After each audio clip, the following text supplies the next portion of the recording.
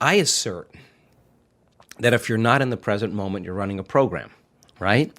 And paying attention is being present. And it's a skill just like anything else. The more you practice it, the better you get at it. And you know when someone's present with you in your life because they're paying attention to you. And you know when they're not present with you because they're not paying attention to you. So where you place your attention is where you place your energy.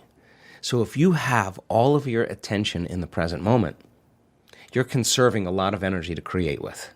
If I'm talking to you and you're thinking about where you're going to go for lunch and who you're going to go with and how you're going to get there, and I'm talking to you, you left the present moment and your attention went to some future. And your energy will go down and you won't be able to comprehend what I said.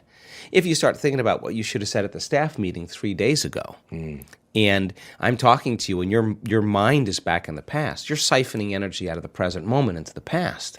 So people are constantly siphoning their energy into a familiar past or a predictable future because that's where their attention is. And the stronger the emotions that we feel to certain problems and conditions in our life, the more we pay attention to them. Right. So we give our power away to our ex. We give our power away to that big problem. And that's creative energy that we should be able to use to create a new future. So then when a person's sitting in a meditation and they're doing absolutely nothing, and it's 8 o'clock in the morning, and their body for the last 10 years has been going in traffic and getting angry and frustrated in traffic, and now they're sitting in a meditation at 8 o'clock in the morning, the body's going to say, hey, you're off schedule. I'm used to suffering and getting angry here. Yeah. So the body's going to start looking for that emotion, and it's going to start influencing the mind, and you're going to start getting images and memories just so you could feel that emotion. Like now the person's back in the past, but if they become aware that they're siphoning energy out of the present moment into the past, and they settle the body back down into the present moment, that's a victory. Yeah. And those victories add up. And you're telling the body in that moment that it's no longer the mind, that you're the mind, and that's a victory. And then people get frustrated and they say, I can't meditate. Oh, really? Well, actually, you're doing it right. That's actually what meditate. You're doing exactly what you're supposed to be doing. And then all of a sudden the body says, well, it's 8:15 now. This is when you normally, go get something to eat and you have your coffee and your body's starting to want to get up and do something. You become aware that your body wants to get up and move and you're in the meditation. And you tell your body, You bring it back to the present moment and you settle it back down. You are training the animal. That's a victory. Now you're executing a will that's greater than the program, because most people lose their free will to a program. Now you're telling the body, I'll tell you when we get up, not when you want to get up. You're not the mind, I'm the mind. And that's a victory. Now, we've done the research on this. If you keep doing this and you stay with it, sooner or later, the body's going to surrender to a new mind. And when that happens, Sean, there's a liberation of energy. The body is freed from those habituations and those emotions. The body's going from particle to wave, from matter to energy. And all of a sudden, you're dialing down the anger. You're dialing down the vigilance, and the body now is being conditioned to a new mind. That is the present moment. And when you're in that present moment, something really amazing happens. You forget about you.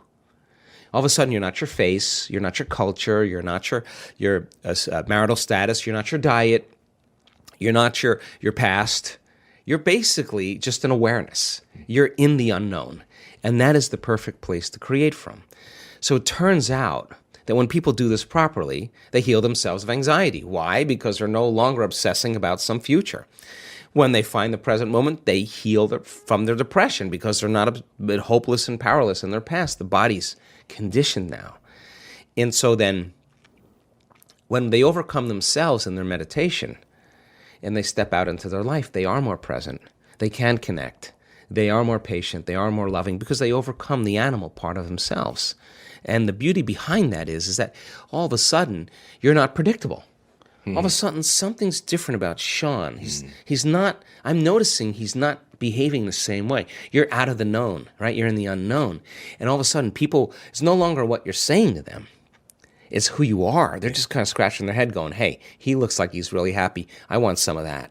And now we're out of the philosophical, theoretical realm. We're in the practicum, which is where really the magic happens.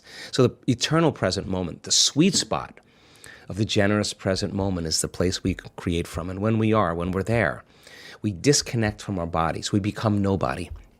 We disconnect from people in our lives. We're not thinking about our ex or our boss. We are no one. We're not thinking about our cell phone or our computer. We are no thing. We are not thinking about where we live, where we work, where we sleep. We are nowhere. And we're not thinking about the predictable future and the familiar past. We're in no time.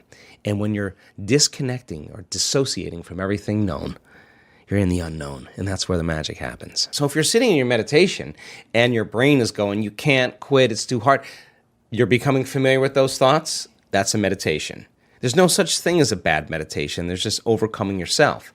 You're sitting there and your body wants to get up and do things and check your email and check your texts, and you become aware that it's doing that, and you become familiar with that, you're in a meditation.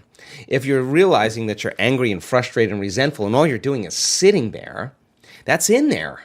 Now you're becoming familiar with that old self. That's a good thing. And if you start saying, what thoughts do I want to fire and wire in my brain, and you keep firing and wiring them, you're going to become familiar with those. You start reviewing who you're going to be when you open your eyes, and you keep reviewing it, reviewing it. You keep firing and wiring, it's going to become familiar to you. And if you trade resentment and impatience for gratitude and freedom and joy, and you start making those chemicals in your meditation every single day, I swear to you, you'll get familiar with that. So the process of change is unlearning and relearning. It is breaking the habit of the old self and reinventing a new self. And we use meditation as a way to change our brain and body to be different, be greater than the environment, be greater than our emotions and habits, and be greater than the predictable future and the familiar past. So meditation is a way then to get us in the right state of mind and body. So when we present ourselves to the world, we're a better expression of it. And then practicing and staying aware your entire day so that you can actually master something about yourself. Now, what's the side effect of that? You're more in love with you because you overcame you. And as you overcome, and you keep overcoming, you're going to become somebody else. And so the beauty behind that is then your life begins to change in really mysterious and unusual ways. And people say, oh my God, I was so happy I forgot about my back pain or my neck pain, or I forgot about my food allergies, or whatever people are dealing with. Something biologically shifts in them, and they're freer. They're more whole. They're less separate. They feel more pleased and satisfied with themselves, and they really don't care what people think of them. And they really stop judging other people because they're not judging themselves any longer. So you could only talk around these concepts. You really have to really apply them to really begin to see the fruits of your efforts. But common people around the world are doing the uncommon because of it.